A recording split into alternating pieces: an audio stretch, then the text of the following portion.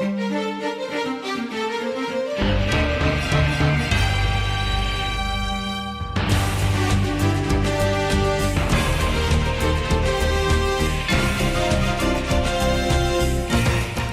we move on to the next track, Managing Vision. And we have eminent speaker, Mr. Alankar Karpe. His presentation title is The Leader's Choice, 5 Steps to Ethical Decision Making. Alankar Karpe, his PMP, PMI, ACP, is a member of Ethics Member Advisory Group. He works as Services Project Manager for CA Technologies. Alankar has overall experience of 13 years and has worked over 10 years in project management domain in the areas of strategic management, PMO, tool deployment, and service delivery projects. He's working with CA Technologies at present and managing PPM projects across various geographies, including North America, EMEA, and APJ. Alankar is a certified project management professional and agile certified practitioner from PMI and holds master's certificate in business analysis from George Washington University, US. And he also holds postgraduate diploma in management from Institute of Management Development and Research, Pune. So let's welcome our speaker, Alankar, with a huge round of applause. Thank you.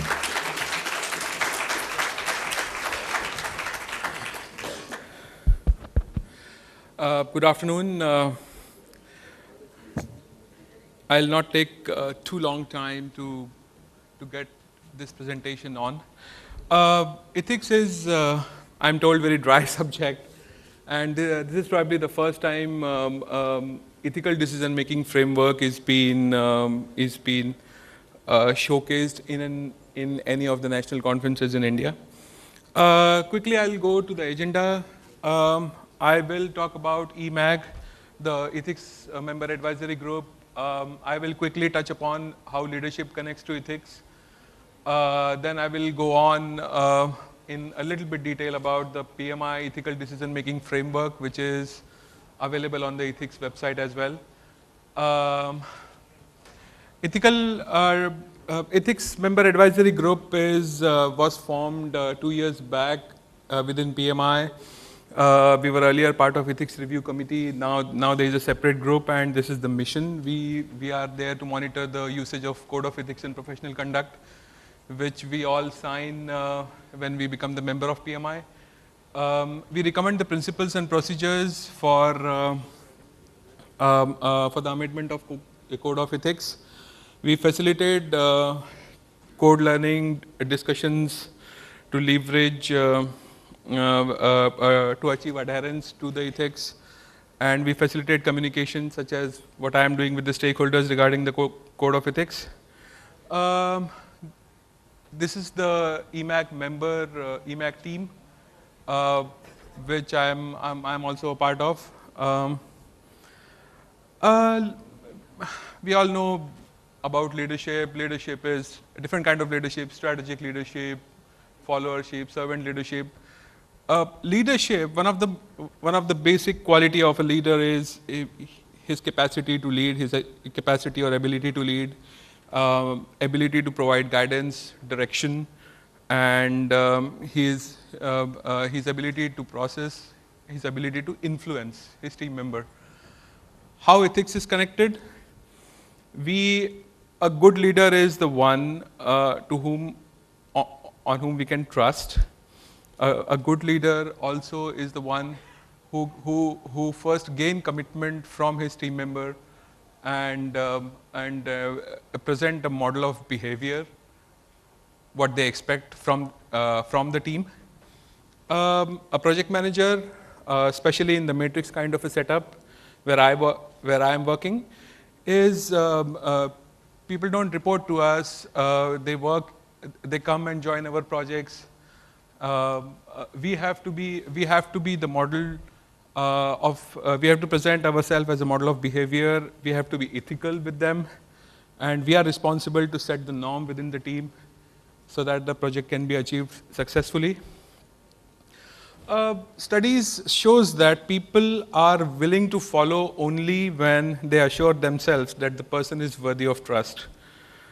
If we don't know that the person is not worthy, it's whether it's a boardroom, it's politics, front office, anywhere, it's very difficult for us to trust the person or to follow the guidelines.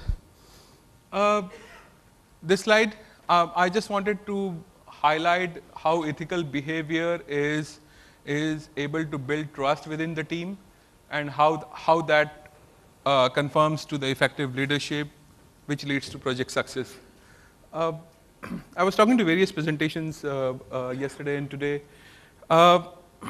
It's very imperative that business is business, and we are there for the profit. We have to act swiftly. We have to act quickly. But ethical behavior is the baseline, and a project manager, as a project manager, all of us face ethical problems at some point of time in our projects. I will touch upon that. That's the code of ethics and professional conduct. I'm not going to dwell too much into it. Why this code? Because we believe that the credibility and reputation of the PMI profession, the project management profession, is shaped by the conduct of individual practitioner, and we need to advance in our profession both individually, and this is to assist making wise decisions. Why PMI did a project and had this framework is because we wanted project managers to have a framework which they can use in their daily lives to come across, to imbibe critical thinking, and to come across a practical and a decision where they are adhering to the code, and they are making an informed choice. Advantages. Why ethical? We all know that it will give us a goodwill. If a project manager is ethical, the team is ethical, it'll be a goodwill with the customer. It's always better to give the bad news as early as possible instead of hiding it under the carpet. Increased amount of trust within the team. Your team will be more moral and loyal and motivated. It increases the stakeholder confidence if you are ethical. It gives you a competitive edge in the market long term, may not be short term. If you are unethical, there can be an edge in the market in the short term, but in the long term, you can only sustain that competitive edge if you are ethical, if you are honest about it. Long term positive effects, as I said. A couple of examples. We already know about these examples. Somebody in your team did something wrong. What do you do about it? How do you take that forward? It's a ethical issue. You can't if he is a key team member, you can't punish, you can't fire, and it depends on amount of wrongdoing as well. What to do, how to go about it. Profit, all important. People motivation, profit versus people. Profit is important or people is important? Balance. Lack of authority, especially in the matrix organizations where project managers don't own the people, the team members do not report into them. They don't have authority to say, you will stay in this project, you will do this, you will do that. They have to motivate people. They have to present a model, what is right and what is wrong. That's what being ethical is all about. Short-term, long-term consequences. It's good for my project in the short term. In the coming 1 month, I will just say to my customer, everything is all right. The example that we heard yesterday, if a CEO is coming and if he's asking about your project, you will say, everything is good. But that's an issue. If everything is good, if your client is asking in the middle of your project, what's happening? Are you meeting the date? instead of saying we are not meeting the dates, why, it's an ethical issue. How to go about it, how to evaluate the choices. Vendor selection. We are selecting vendors on almost on a daily basis, where we have to look outwards for the resources, for sometimes for infrastructure. How to go about it? Reporting. Do we always report 100% accurate, 100% honest? Probably not. A couple of facts about PMI EDMF, Ethical Decision Making Framework. This is developed by PMI members and the credential holders. It's not mandatory. It's the main purpose of PMI Ethical Decision Making Framework is to imbibe critical thinking, is to take you on a framework to give you more to make you think critically, to make you think about all the available options, to make you think about, have we identified all the options? Are there any alternatives? Are there any stakeholders that we missed? It starts with a sequence of questions and sub-questions, but and that stimulates us to recognize and assess the given situation. It's not, when I'll show you the framework, it looks like a waterfall, but it's not. It's a sequence of questions and sub-questions, but you can always loop back and forth. You can always go back to the previous step. You can always drop out of it if you think that we don't have all the information with us. That's fine. You can go to this framework once you have all the information. In short, so there are 5 A's that I will talk about: assessment, alternatives, analysis, application, and action. I'll go one by one on each of them. So assessment, making sure of all the facts that you have. Alternatives, considering your options, your choices. Analysis, identifying whether the alternatives that you have are valid. Can you go ahead with your analysis? Are there any alternatives which you left? Application, applying your ethical principles to your candidate selection. When I'm saying candidate, your option selection, and making your decision, which means selecting an option to go ahead with and owning that up. First one, assessment. For each of the steps, there are some guiding questions and tools and techniques. So these questions you need to ask yourself using tools and techniques, whatever is applicable in the situation. Guiding questions: do I abide by the law? Does it align with the code of conduct? Does it agree with your employers or your client code of ethics and conduct? Does it align with your ethical values? Tools and techniques. Ethical resources. I will talk about ethical resources available on PMI a little bit later. You can identify your personal values, whether it and you can hold them against your culture. Every country's culture is different. What's legal and ethical here may not be legal and ethical in some other country. If you have all the substantial facts, yes, then go to the next step. If not, then you need to gather more facts and discard the case. What are the alternatives? Another set of guiding questions. Have you listed all the possible alternatives, all the choices? You considered pros and cons. Tools and techniques. From legal point of view, from cultural point of view, whether your alternatives hold the ground. You can use other decision-making techniques as 5 whys. You can make pros and cons list. You can compare and prioritize your options. Again, the same decision-making path.